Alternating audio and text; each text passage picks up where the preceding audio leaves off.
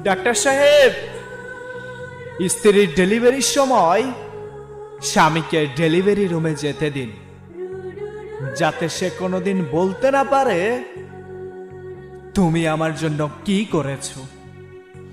যখন সে স্ত্রীর প্রসব বেদনার যন্ত্রণাটা দেখতে পারবে,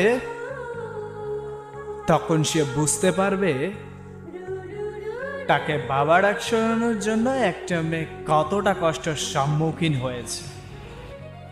যে স্ত্রী মৃত্যুর সাথে লড়াই করে তোমাকে বাবা ডাক শোনানোর জন্য এতটা কষ্ট সহ্য করে, তখন সেই স্ত্রীকে বুকে আগলে রেখে সারা জীবন ভালোবাসবে। নারী, তুমি পারো বটে, তুমি বহুরূপী, তুমি বহুরূপী। সকল কষ্ট সহ্য করার পরও সবকিছুই মানিয়ে নিতে পারো। ডাক্তার সাহেব, স্ত্রী